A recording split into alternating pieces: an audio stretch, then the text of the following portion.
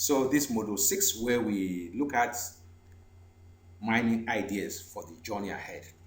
As we say in customer service, it is a journey, it is not a destination. It is a journey, it's not a destination. You can never say we have arrived. Yes, as a good wine, you have to keep improving day in and day out. So where do you mine ideas for the journey ahead? Where do you mine ideas? In various places, we have said test your new ideas with the customer. Know the best ideas will come from the customer. If you need a second opinion, ask the customer. Don't take the customer out for lunch unless you have a new idea to share. Pick the brain of your customer and borrow ideas from other industries to improve your business. Constantly dream of new ideas to satisfy the customer.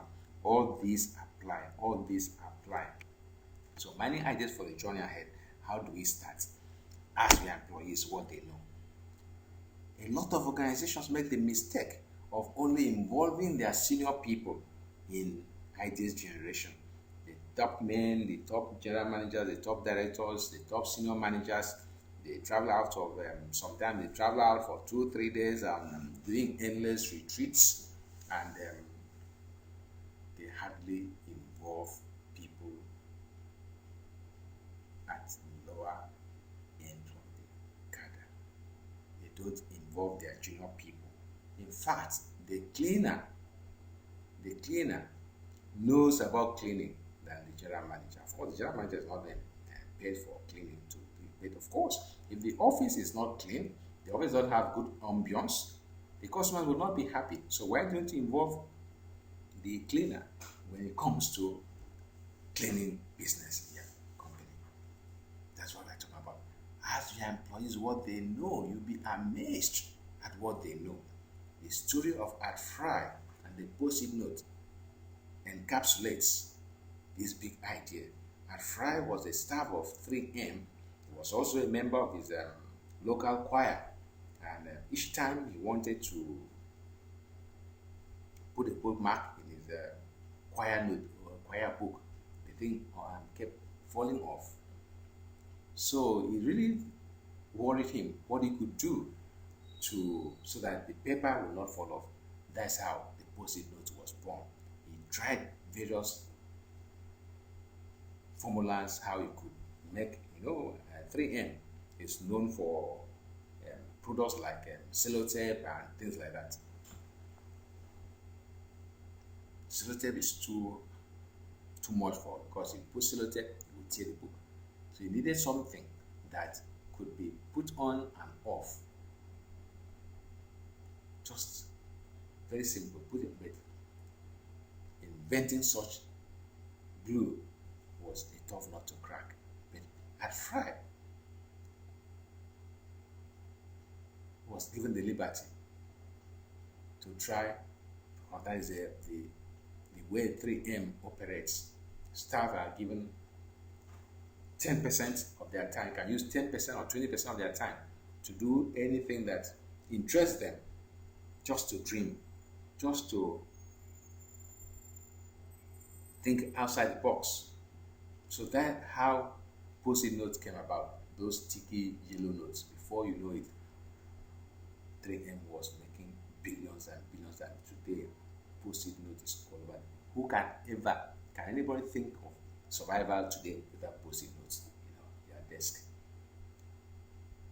At Fry, and the post-it note tells you that involve employees. It's not just the customer. It's not just a customer. Involve employees in generating new ideas. So why you need just one idea to win? The unexpected sources of your next best idea. Again, thinking outside the box. Thinking outside the box. Asking what if questions. What if men can fly like birds? What if men can fly like birds? Kitty Hawk and the Wright brothers, remember. And today, as they said, the rest is history. Of course, scientists at the time said nothing heavier than air can fly. Today we know better. Keep challenging your people to come up with ideas. Why should it be done this way? Why shouldn't it be done that way? You need with just one idea, like the idea of the post-it note that had brought in billions for 3M. Today, Apple is one of the most, in fact, the most valuable companies on earth because of their incessant, their fanatical focus on design. How did they come about? The GUI,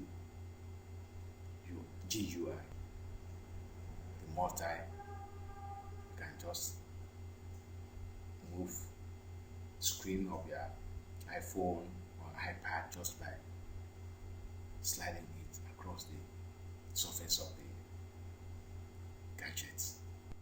So the unexpected source of your next best idea will be your staff, will be your employees, will be your customers. Create forum for people to daydream. Create forum for people to daydream, and you'll be amazed that in 99% of organizations, it's only the senior people that are more or less charged for bringing ideas. The junior people are just to be seen, not to be heard, which means that you are losing 80%. They are losing more than 80% of the people that can contribute to your future by not involving your junior people in ideas generation. So why you need to be a porcupine in the line of foxes? Organizations run after so many things at the same time. Jim Collins talked about the idea of the porcupine and the fox in his From Good to Great.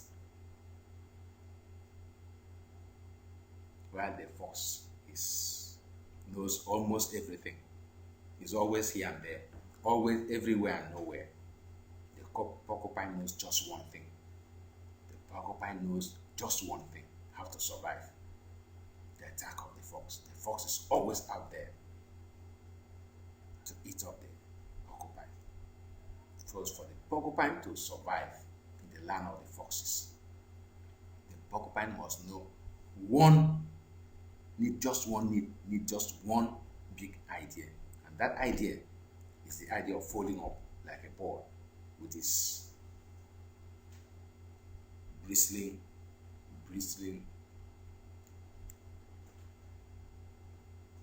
hooks pointing outside, stopping the fox on his tracks. So do not run helter-skelter here and there. Develop focus. Focus is the laser-like quality that propels you forward and zeroing in, and able to zero in on what you want to achieve. Develop focus. Every unit, every department must have crystal clear focus on what they wish to achieve. If the focus is fuzzy, we talk about strategy, we are strategizing on how to do this, on how to do that.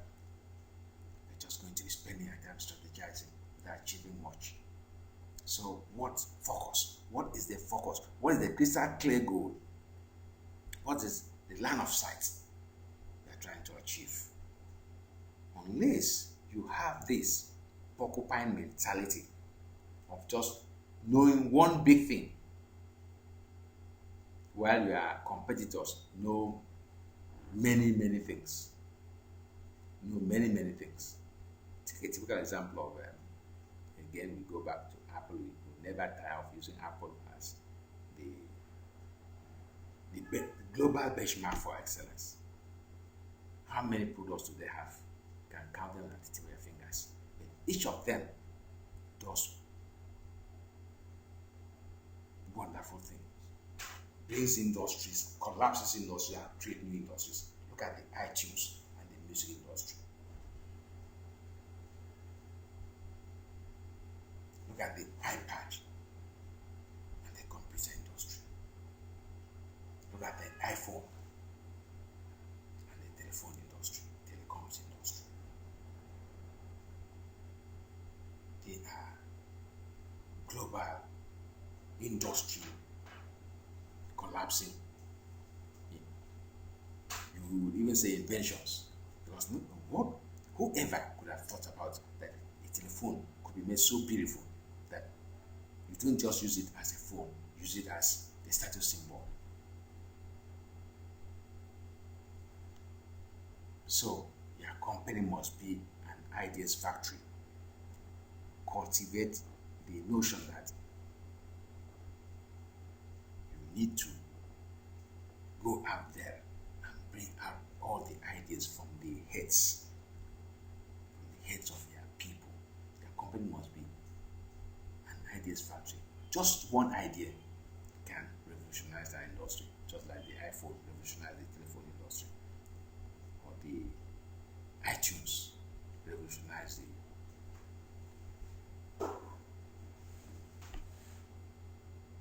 music industry, the iPod, 1,000 songs in your pockets. And with that, we said bye-bye.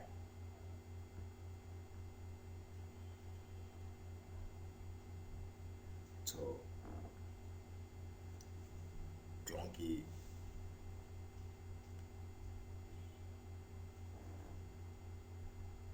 things like the VHS, Betamax, VHS, EPS.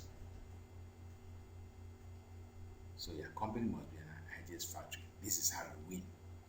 Small ideas that can revolutionize the way your company competes, that will make you the most loved company in the world. Look at a typical example of Harley Davidson. In fact, they have even patented the vroom, vroom, vroom noise that their machine makes, that their motorcycle makes. The vroom noise that is. People are so engaged, so loyal. People that ride Harley Davidson, that they are even willing to tattoo Harley Davidson their bodies. So why your company must be an ideas factory is for you to be able to create such fanatical followers, fanatical customers, fanatical evangelists for your products. If you do not, you're just going to remain mediocre, and of course, it's not like you're going to collapse tomorrow, but you're just going to be mediocre and irrelevant. So how do you go about this? How do you get to the point whereby ideas are coming out of your company on day in, day out? Remember, we said we need just one out of those thousands that are coming out for you to survive. Why don't you stage ideas contests? Stage ideas contests. Create different fora for ideas contests. Stage ideas contests with your customers, ideas contests with your staff, ideas contests everywhere. And before you know it,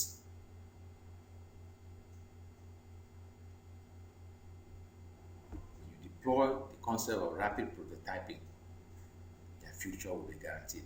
Rapid prototyping is used in the manufacturing industry because the essence of moving from concept to production within a twinkle of an eye. Rapid prototyping. Because it's only in the marketplace that you can know whether an ideas will work or will not work. Honda has this story, how they went with their Honda was trying to market their huge motorcycles in China, in India, and the people were going with the small motorcycles, the what they call the B50, small motorcycles, going to market the big, and what they heard was unbelievable. Rather than people asking for the big motorcycles, the customers, The intended customers were asking for the small V50 motorcycles. That has the V50 became the biggest selling motorcycle for Honda, selling millions and millions and millions of units. So it's only the customer that can really say what they need. You would not know. You would not know. Staying in your office, staying in your factory and manufacturing, designing, and then doing even you do even your market survey, saying that here's your customers like this. Remember New Coke? Remember New Coke? The number of the surveys and how it was crystal clear that the customers wanted New Coke. As they said, the rest is history. So go out there, do rapid prototyping, find out in the market what customers really need, and you'll be amazed at what you discover while we move to Module 7.